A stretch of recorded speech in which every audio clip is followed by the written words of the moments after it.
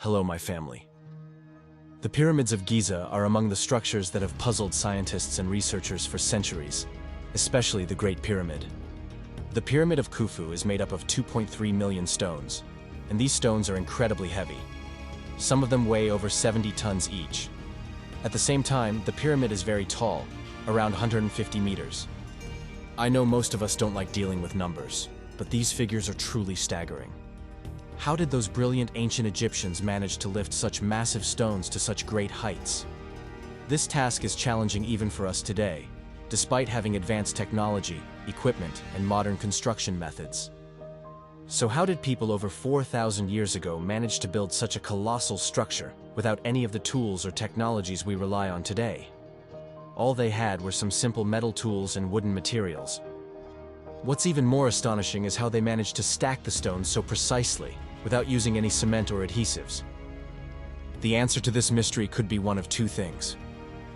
Either they were getting help from supernatural beings, like jinn, as some theories suggest, or they discovered a construction technique that didn't require modern technology or complex tools, a method so simple that no one has thought of it yet. Welcome to your channel, Unanswered Logic. This is a new episode all about how the ancient Egyptians built the pyramids. The mystery of how the ancient Egyptians built the pyramids has given rise to a wide range of theories. Some are completely rejected, some are somewhat accepted, and others are just plain amusing. One of the more bizarre hypotheses suggests that the pyramids were built by aliens. Yes, you heard that right. While it may sound ridiculous to some, there are actual studies and publications about this idea, and quite a few people genuinely believe that extraterrestrials were behind the construction. Of course, this theory lacks any solid evidence and is nothing more than speculation. Another strange idea circulating among some people is that the ancient Egyptians were giants, like the massive characters in the anime Attack on Titan. According to this belief, such huge people could have easily lifted and carried the stones, maybe even tossing them from one place to another. But again, that's simply not true. The mummies of the pharaohs, which are preserved in museums, have normal human proportions. Their coffins found in tombs, and even inside the pyramids, are of standard human size. The pharaohs weren't giants. They were just regular humans with athletic builds who didn't eat pizza and fried chicken like we do today. The traditional story we were told as kids is that the stones were transported from southern Egypt to the current pyramid site, and then a massive ramp was built around the pyramid. The blocks were pulled up this ramp using wooden rollers and ropes with the help of oxen and workers. This is the version often presented in textbooks. But let's pause and think about it. Scientifically, to pull off such a method, the ramp would have had to be made of reinforced concrete, because a ramp made of plain soil couldn't possibly support 70-ton stones. It would simply collapse. Also, wooden rollers can't handle such extreme weight. You'd need extremely strong steel wheels instead. And even if we assume this technique worked, the ramp itself would need to be 10 times larger than the pyramid.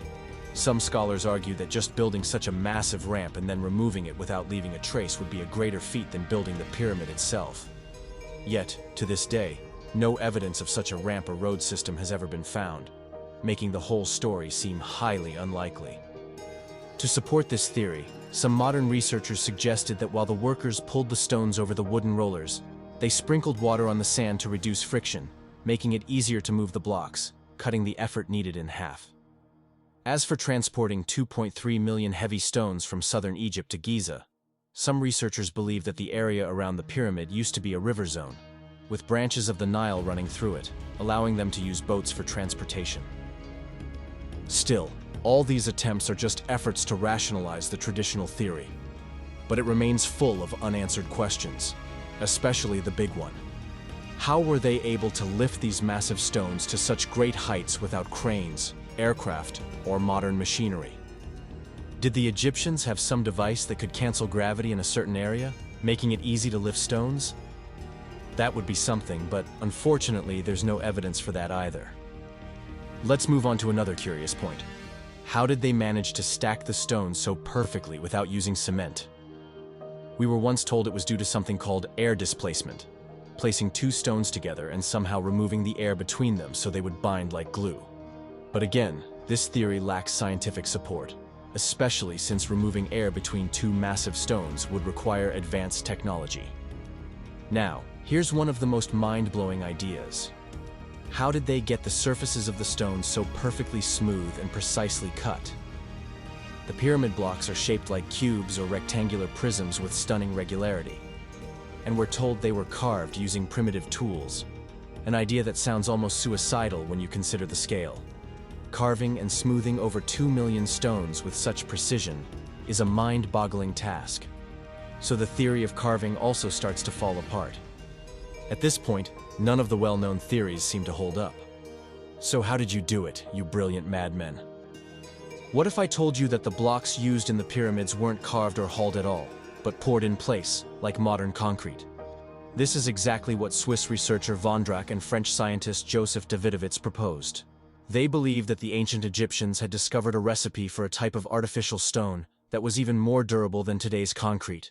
According to them, this stone was a mix of clay and specific chemicals, heated and poured into molds.